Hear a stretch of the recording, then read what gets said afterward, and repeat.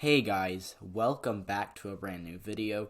In today's video, we're going to be looking at the 2021 California recall election, and we're going to be looking at the results and analyzing what this means for the political future of the United States. So, before we get started with this video, I have an announcement. I know I feel like I have an announcement at the beginning of every video, but anyways, so this week was a pretty big week politically. We had the California recall, we had a lot of states releasing their congressional maps, and we now, on September 20th, are going to have the big Canadian federal election, so that'll be really cool to see.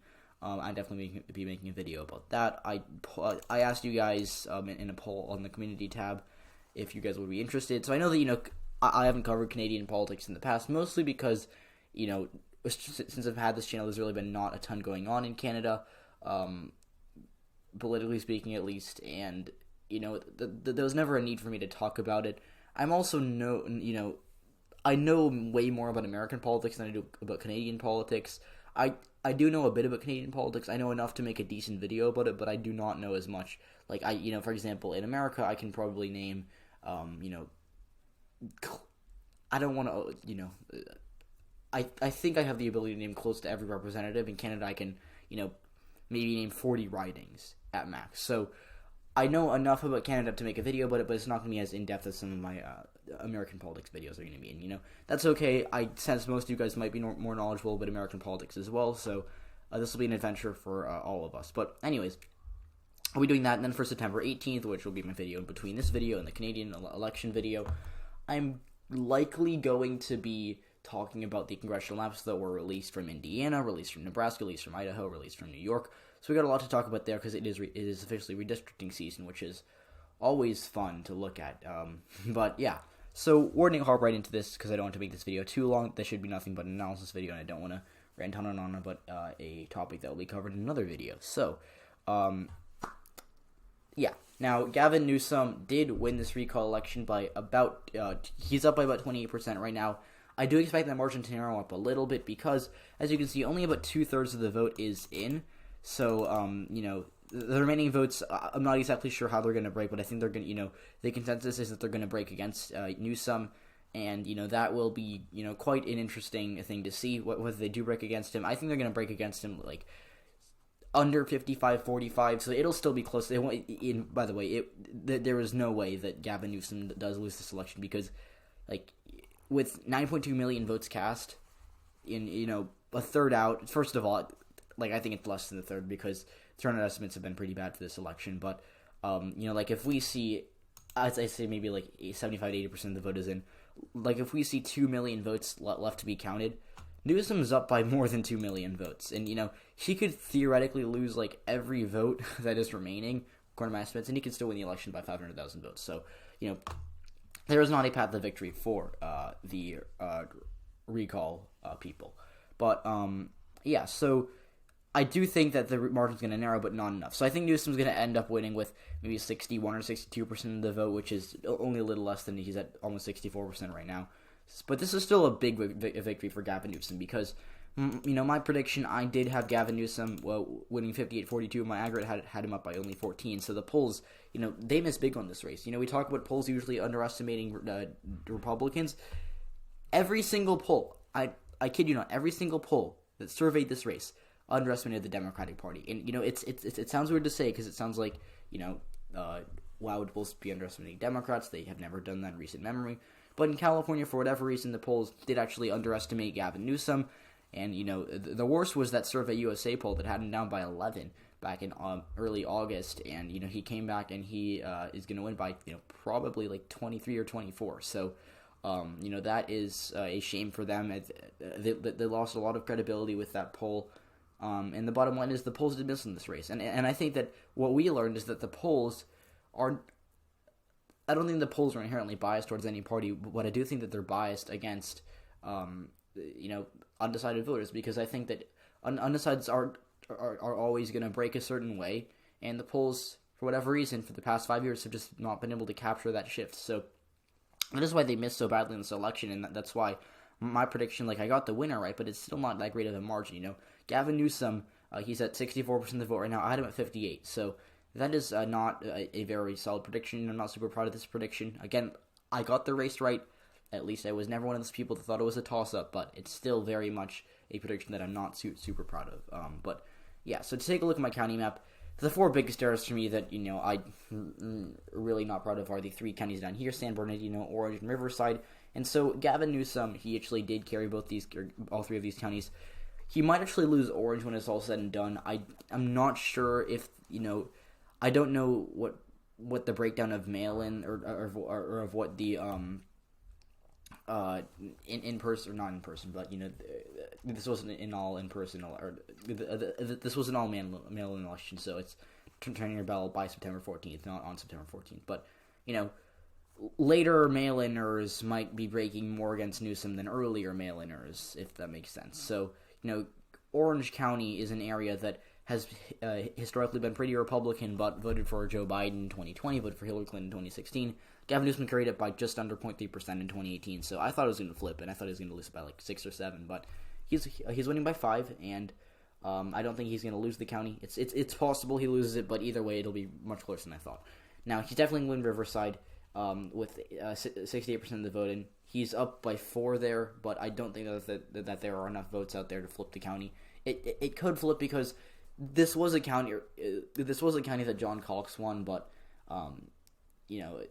it looks like Newsom flipped it back. And I did think the county would flip heading into the election, but that did not happen. San Bernardino also looks to be another 4 or 5 point victory for Gavin Newsom. So only 63% of the vote is in here, so San Bernardino. Like, I don't want to count my chickens. Is that the same? Whatever. I don't want to count my chickens before they hatch, but Orange, San Bernardino, I think could flip. Riverside, not as much from what I've heard, but it really does. It really comes down to how the later mail-in people voted, because it's possible that they break against Newsom. It's also possible that they don't really shift the result in any county. So we'll really have to see how they break, because I'm not about to make a prediction for a county that has 70% of the vote reporting a day after the election, or 2 days after the election, because that's not something that I am really interested in doing. But what I will say is that I did miss on San Bernardino, Riverside, and Orange. I'm going to take a full accountability for that, and I will say that I do think that I could have been better at this prediction. But anyways, I think we should just take a look at some of these results, more so than analyze my prediction, because it was not great. But to take a look at Nevada County, which is a county that actually had Gavin Newsom losing, right here, as you can see, Nevada was a county I think I had him losing by about a point or so. He won it by 15. He did much better, actually, in Northern California than expected. Like, as you can see in Sierra County, he did a little better than Joe Biden. This was a county that Biden got about 36% of the vote in. Newsom got 38%. He actually did run ahead of Joe Biden, I believe, in Placer County. Placer County was a county that he right now is going to lose by about 2 or 3. This was a Trump. This was a Trump county by 7. So, there were parts of Northern California that he did better than Biden. There were parts like Butte County that he actually lost. Joe Biden won Butte County. Gavin Newsom going to lose Butte County. So, this was an interesting coalition, and I don't want to dive too deep into these results, because these results are very, very strange in that this was a referendum on Gavin Newsom. As much as it felt like a referendum on Larry Elder, there are going to be people who voted for Gavin Newsom that do not want to vote for him again, and there are people who voted against Gavin Newsom that are going to vote for him in 2022. I know people who voted to recall Gavin Newsom that are Democrats that want him to be reelected in 2022, and actually know someone who voted not to recall Gavin Newsom who is a Republican. So, these coalitions can be weird, and the last thing I want to do is jump to conclusions, but no matter what, no matter how you slice it, this was a pretty good night for Democrats. The election was, less close than they expected. I don't think Gavin Newsom expected to lose, but he's certainly glad that he won by, 30, or not 30, but 26 instead of 10.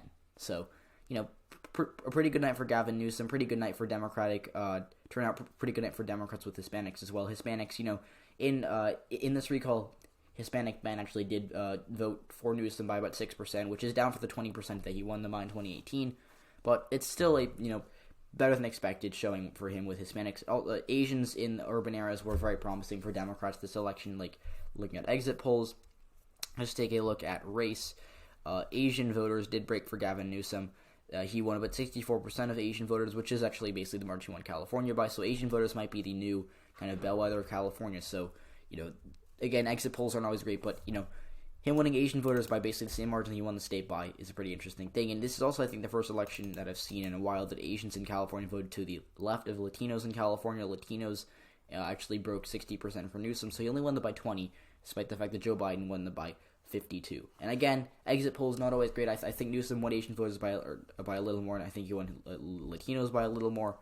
But we're still seeing to a certain extent, a minor shift towards Democrats with Asians and a minor shift towards Republicans with Latinos, no matter how you slice it. He won black voters with 83%, no surprise there. I think he might have actually won it by more, honestly. I'm not sure, though. White voters, this is actually really interesting to me.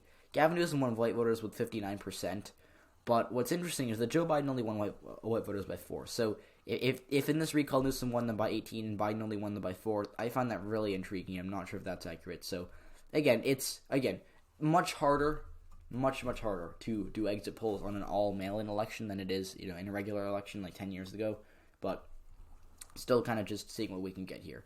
So females made up 53% of the electorate. Again, they broke for Newsom by basically the amount he won California by. Males broke for Newsom by 12%. Population density, cities did actually break for Newsom with 63%. Suburbs followed closely behind. So suburbs did make up the majority of the California electorate, and suburbs did break for Newsom by 18. Taking a look at, let's just see, race here.